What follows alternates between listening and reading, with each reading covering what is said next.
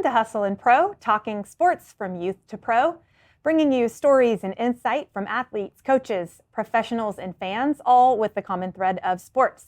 I'm your host, Kelly Walker, coming to you from Visual Learning Solutions in Frisco, Texas. On this episode, we're getting some professional input on sports injuries and why it seems like some linger for a lifetime. Joining us today is Stephen LaPlante, the team leader for sports rehab at Children's Health Andrews Institute. Welcome back to Hustle and Pro, Stephen. Hey, thanks, Kelly, for having me back. Yeah, last time was a little different setup, right? It was a long time ago, it feels like. We were talking about baseball, youth baseball injuries. Baseball. And I think I was sitting in the hospital, maybe in your office, and so now we've changed a lot since then. So I appreciate your time coming back on with us.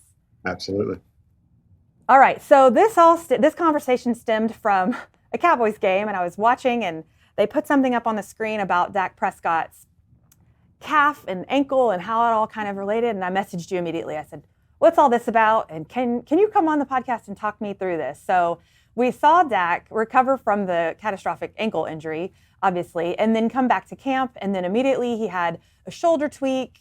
Then now he's okay, but he then had the calf injury in the fall. So what are your thoughts on how the one thing like the ankle injury can then have a ripple effect and then cause these other parts of the body to have issues? Yeah, I don't know all the specifics, of course, about Dak's case. Sure. Is there a chance? Is there a likelihood there's a ripple effect? Yeah, 100%. And I can kind of relate it back to like my experience with baseball. Like we know that there's this kinetic chain, right? So you have from the ground up. I always tell parents like, baseball is really not an arm game. It's really a leg and core game. And so like having like a calf injury or like a foot injury, for sure would possibly lead to some stuff up the chain, right? So like not being able to produce enough force, through the stance leg. We see this in pitchers all the time. Really cool story, actually. This has probably been 12 or 13 years ago. I had a colleague of mine that worked professional baseball, and they were telling me about a pitcher, shoulder pain, just couldn't get over it. They did everything, in the book they could think of. And, like 3 weeks into his rehab, he's still not able to pitch without pain. And the guy goes, I've been having this like ingrown toenail on my big toe on my right side, and he's a right-handed pitcher. And they were like, whoa, all right. So they fixed the toe and the shoulder pain goes away. And I think that was like the first moment in my career now of like 16 years where it was like, wow, this is like a really big picture. Like we can't just look, I think a lot of therapists look at the joints above and below, and that's kind of what we're taught in school. So, you have an ankle injury, we're going to look at the knee, we'll probably look at the hip, but like no one really goes up and looks at the shoulder, or nobody really connects the dots through understanding like how things like interabdominal pressure or like, being able to like turn on certain muscles at certain times, like kinetic linking and sequencing and timing, and all those things are going to be affected by an injury like to the calf or the ankle. So yeah, wow. I think it's possible, and I think it's probably pretty likely.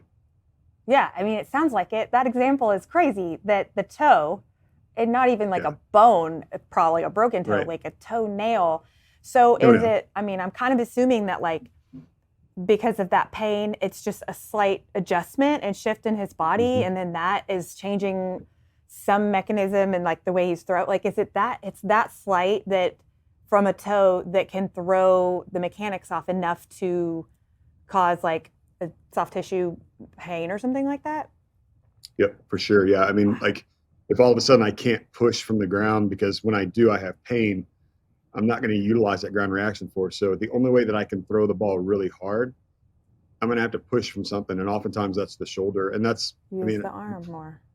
90% of the kids that I'm seeing in baseball that are youth athletes, it's a problem, not necessarily with their legs, but I would argue like there's some hip stuff, there's some core stuff. And so they tend to push the ball a little more than, your advanced collegiate or pro guy that's just using that kinetic sling to use it's really efficient. It becomes inefficient when you have an injury like that.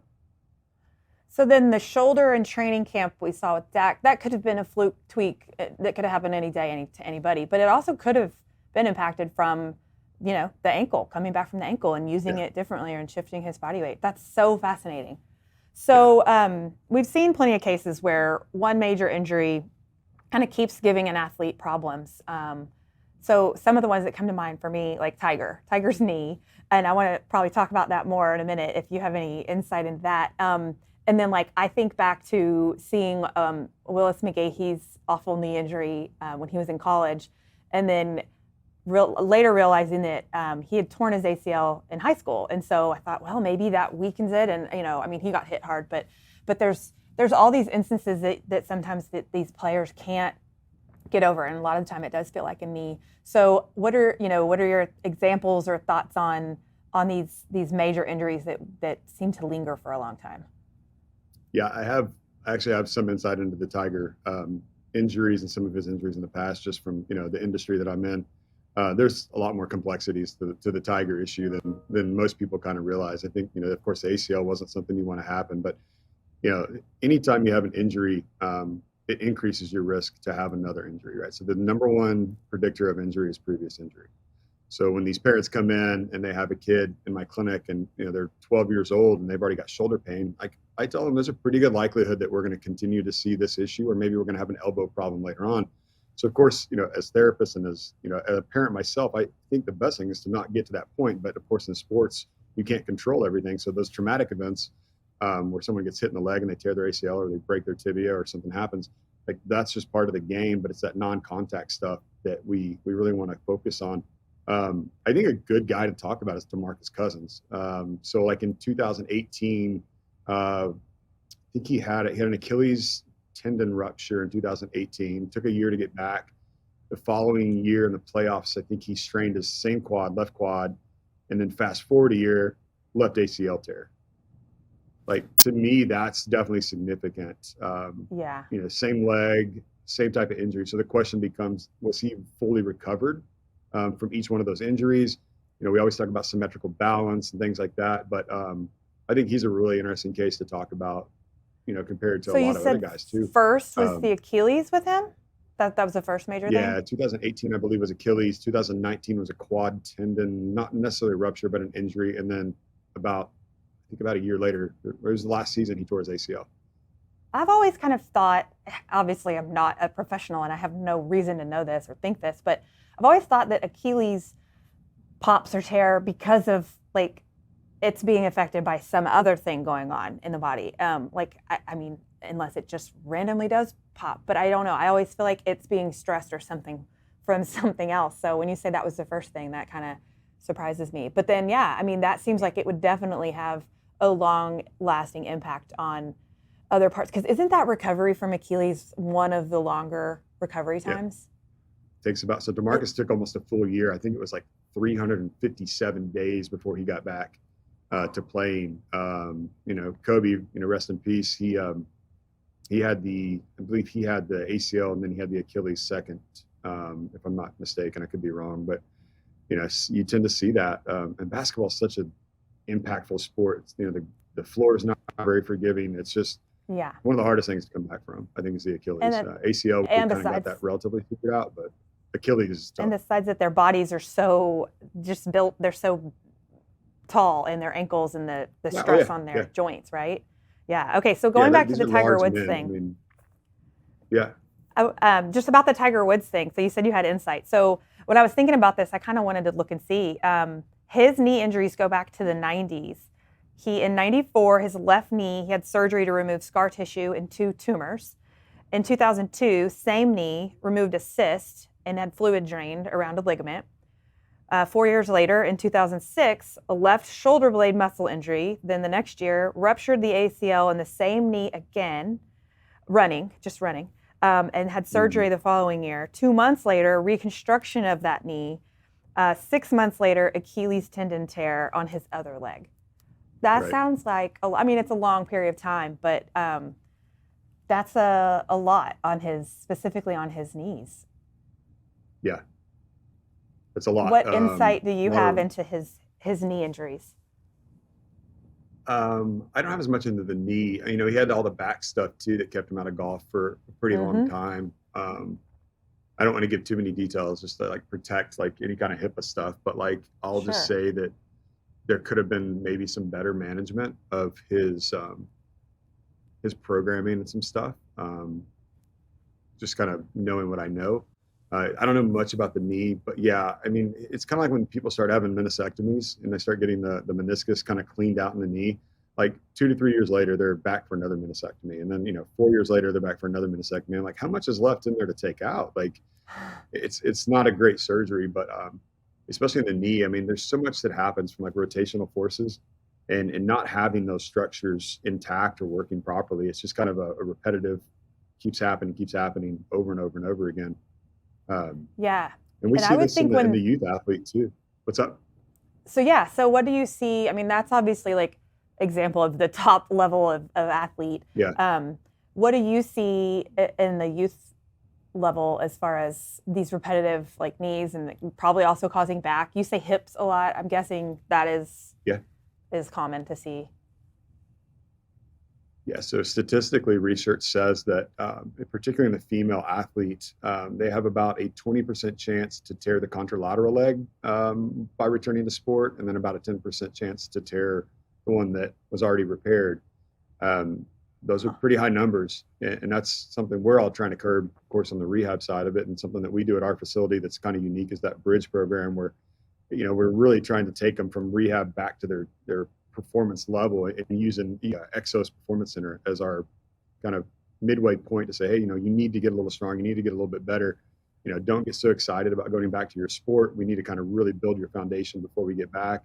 Um, that's such a big piece. I mean, honestly, Kelly, probably the biggest issue is I think people are getting returned to sport without being ready. I don't think we're clearing them properly. It's more of it's a timeline, right? So you're 9 months out from ACL. You should be able to go back to sport. Well, prove it to me. Like, show me how they look. Show me how they move. Show me what there's so much to it. And I think we don't do a good enough job personally. I think that's why those numbers are so high. Yeah. In And I general. think sometimes we're in this weird culture of, oh, the doctor says 9 months. I can do it if I work really hard and I'm going to get back in 8 because my season starts in 8 or whatever it is. Or they're Yeah. personally just going to push themselves harder, or if it's from a parent or a coach, whatever it is. Yeah. And that's sad, and that's probably a big problem with what you're talking about. So I want to talk more about some other major injuries and examples. We're going to take a quick break to hear from a sponsor. We'll come back and continue the conversation about athletes who are able to recover from some of those major injuries and come back even stronger. This episode is brought to you by I9 Sports. I9 Sports helps kids succeed in life through sports. Their leagues are perfect for boys and girls ages 3 to 14 with convenient one-day-a-week formats for practices and games on the same day. I9's leagues and clinics are available in football, soccer, basketball, baseball, volleyball, zip lacrosse, and more. Learn more at i9sports.com. I9 Sports, the way youth sports should be.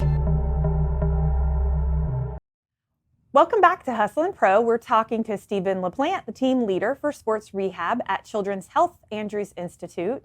So in the cases where a major injury, even one that kind of requires surgery or major rehab, does not have lasting effects, I'm curious, like, why is that? Like, why are some athletes able to come back better than ever, it seems like? Like, I automatically think of somebody like Tom Brady, who keeps his body healthy overall. But then, he had an ACL tear and MCL back in 2008. So Stephen, what are some of the steps that have to be taken to make these sports injuries not affect you later on?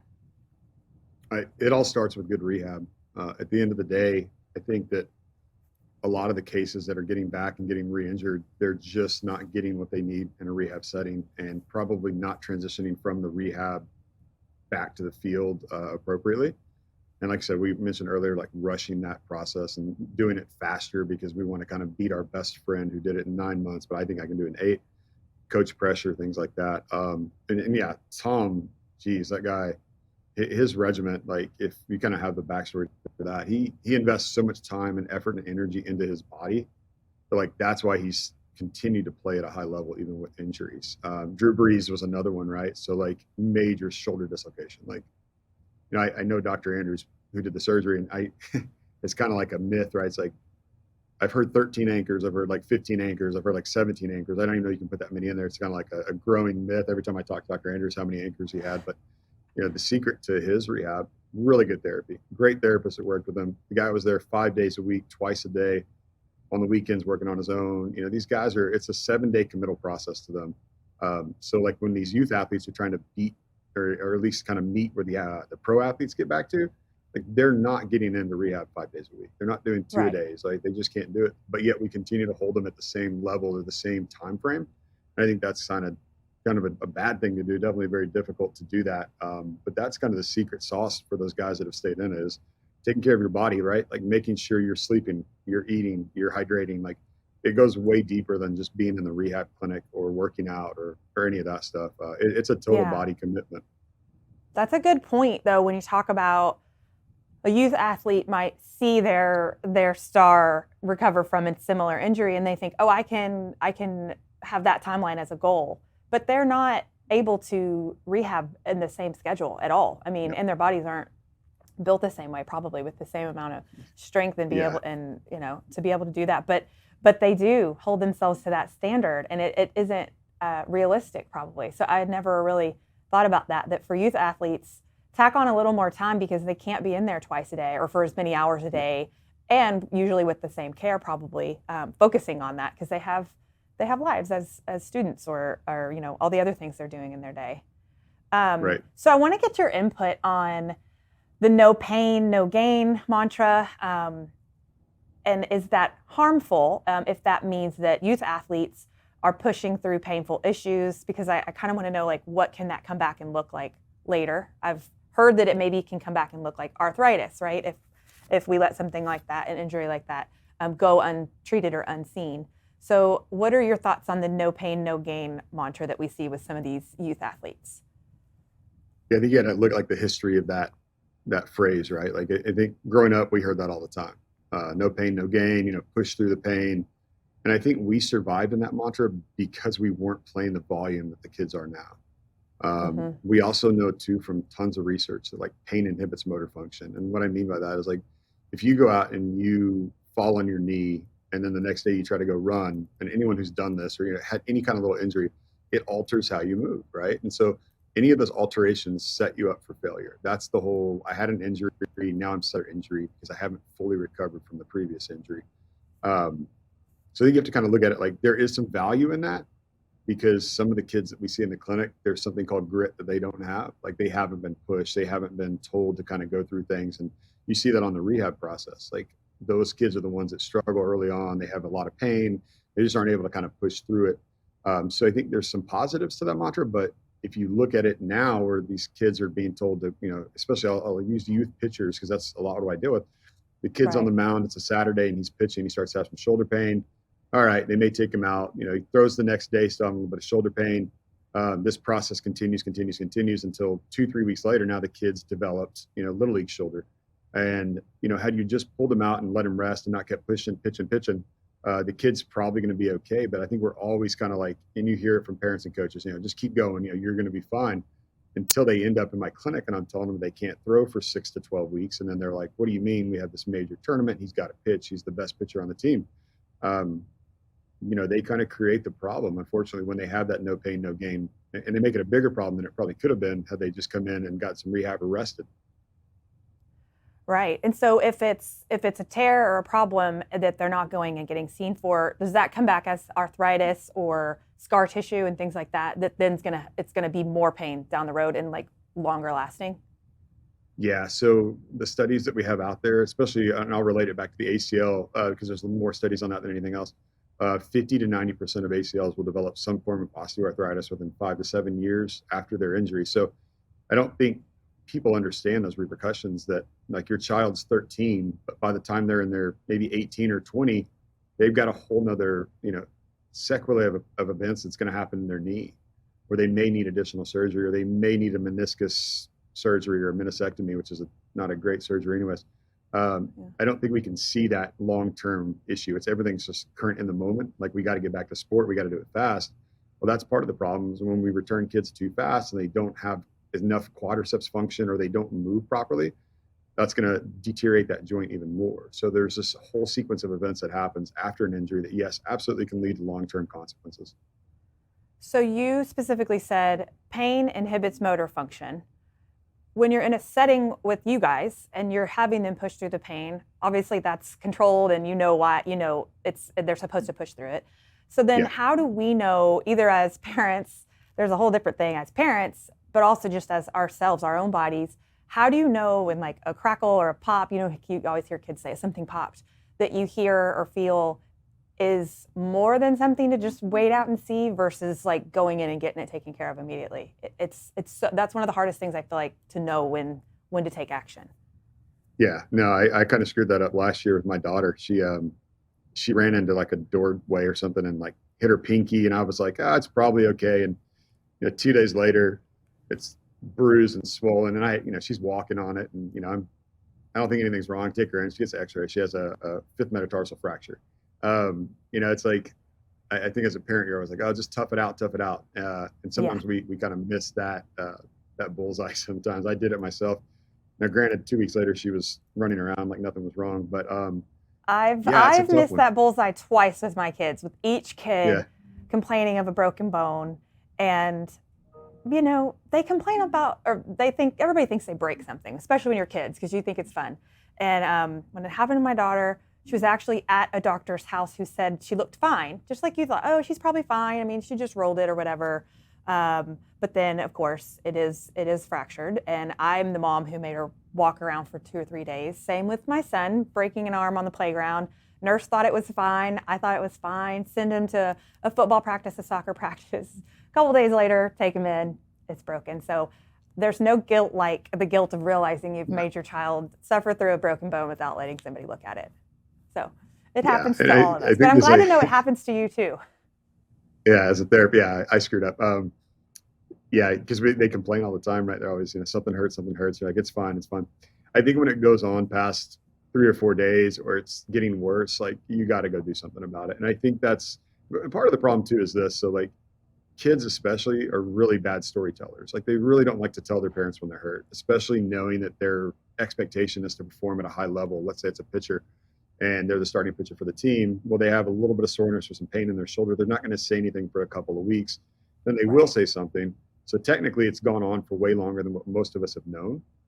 So if you kind of think about it like that, like if your kid's coming to you with some pain, I'm going to pretty much guarantee they've had that for longer than what they're telling you most of the time. Like unless That's it's like one of those acute, like I just rolled my ankle and it's swelled up and it's, bruised and swollen. Like that's immediate, right? But like most kids aren't good about telling us when they're hurt, or they don't want to tell us because they don't want to get pulled out of a game and certain things like that. So I think anytime you're ever questioning it, and it goes on for a long time, like go get it checked out. Go see an orthopedic, come see a physical therapist. My neighbors call me once every 2 weeks to come look at their kids. I'm sure they do, because we have a resident neighbor who helps look at all of our kids, and I'm sure it's super annoying, but that's what happens when you have a friend or a neighbor who can do a quick assessment for you, and you get used and abused to do that for everybody. Well, I know that you're busy there at Children's, and lots of youth athletes in the Frisco and Plano and surrounding areas that are coming to you for help and rehab and therapy. So I appreciate you taking time out from your busy workload and caseload and patient load to join us today and talk us through some of these lingering injuries. I appreciate you having me on. Yeah, we'll do it again. When I see another weird thing happening, I'll message you again and be like, let's come and talk about that next time. So thank you, Stephen. And thank you all for joining us for this episode of Hustle and Pro. Have you subscribed yet? You can find us on your favorite podcast platforms. And now you can watch the show because we're on YouTube. Join us on Instagram and Twitter also. However you do find our show, please comment and like and share our show with others. It's easy for you to do, and it means a lot to us. We'll see you soon for the next episode of Hustle and Pro.